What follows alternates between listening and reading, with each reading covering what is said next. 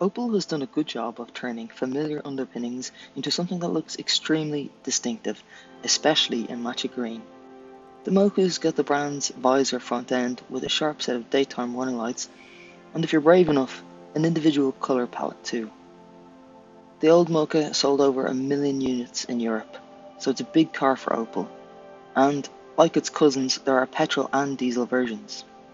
Every model comes with a 50 kWh battery with a 134 brake horsepower electric motor and an official range of 330 kilometers. Inside the cabin, the good news is it's actually pretty nice. The front end treatment has been recreated with pure panel display. It's not as slick as the setup as you'll find in the Mercedes A-Class plug-in hybrid, but it's very simply laid out and easy to use.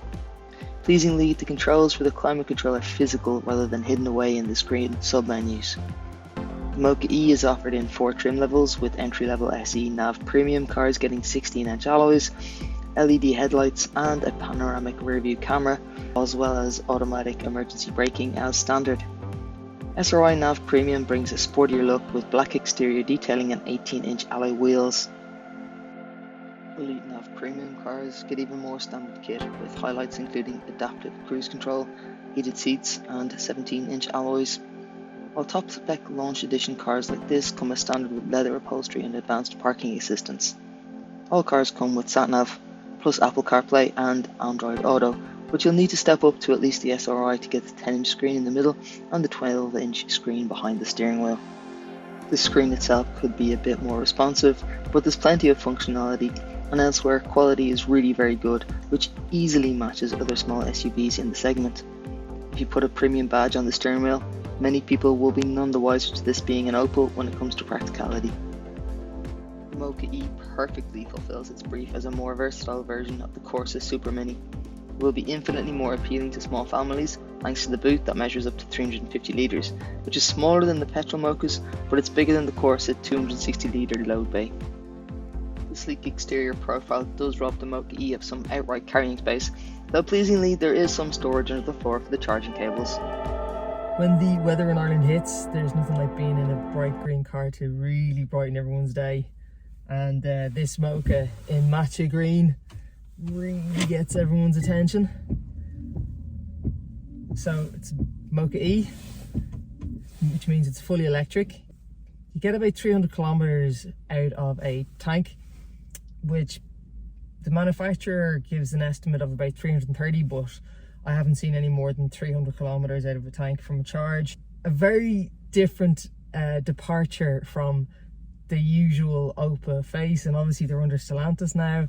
They're in with Peugeot, they're in with Citroen. I don't know, how do you say that? Peugeot? I always say Peugeot. I'm gonna get slagged in the comments, I'm sure, about that one. But yeah, so they've done a really great job on this, and I think that Opel is really perfectly suited to electric cars. I think they've done a brilliant job on this because it's so simple. It's very easy to use. There's nothing confusing when you get into it at all. You get into the Teslas and you have to relearn everything, where everything is, because you're only working off the Tesla pad that's in front of you. Whereas this, it's a fairly standard fascia, it's a standard dash. You kind of get the gist really quickly of where everything is. You've got a couple of simple drive modes down here.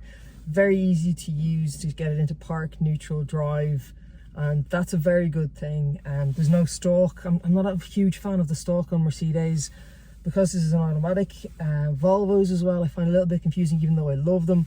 But this is very simple, very easy to use. Get it into drive and go.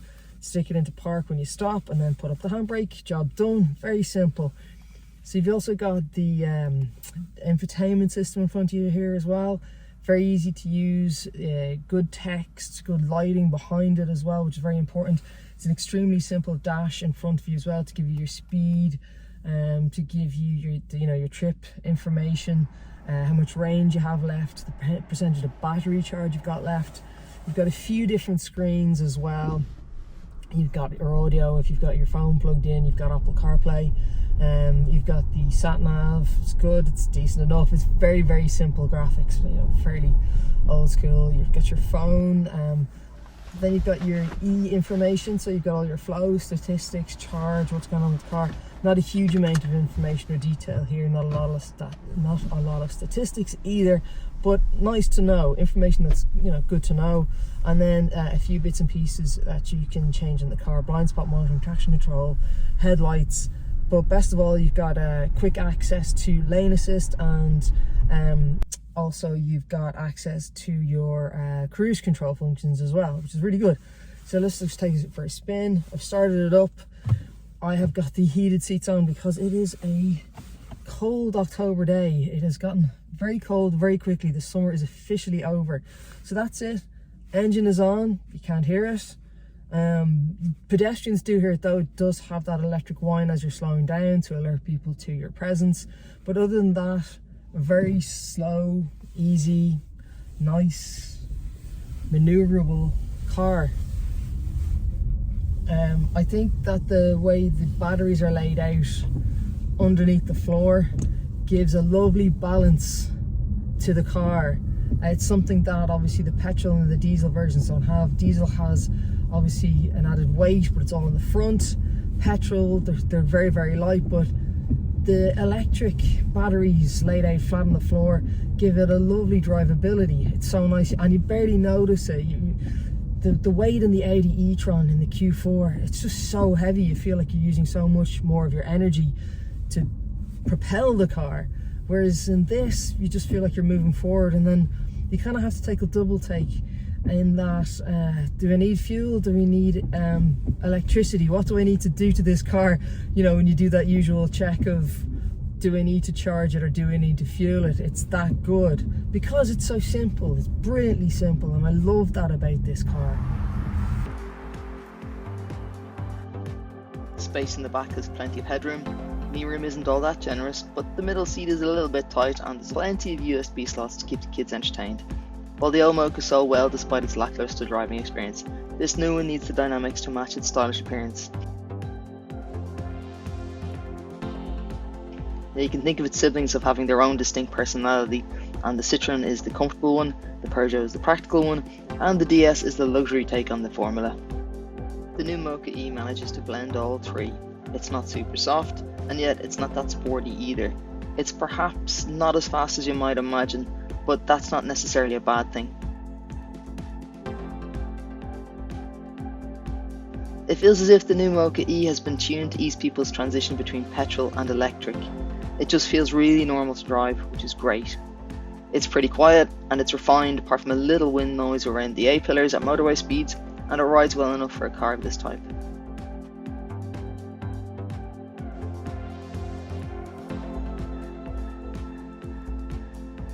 The Mokka-e gets the same charging capability as its Peugeot and Citroen siblings.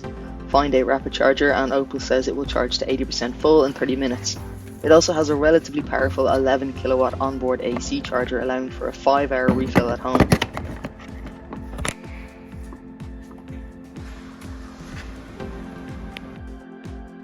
However, most people will use a 7 kilowatt wall box, which will top up the car overnight in around 7 hours.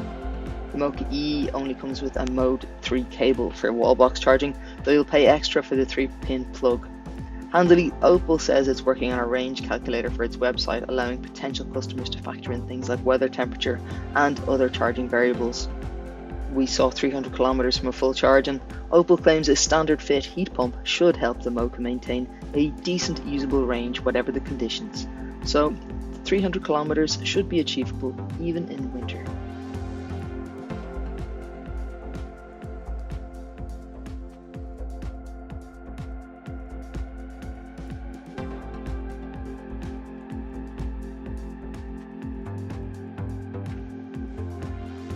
The old Opel Mokka was successful in numbers, and this new one is so much better, especially with the Mokka's all-electric powertrain.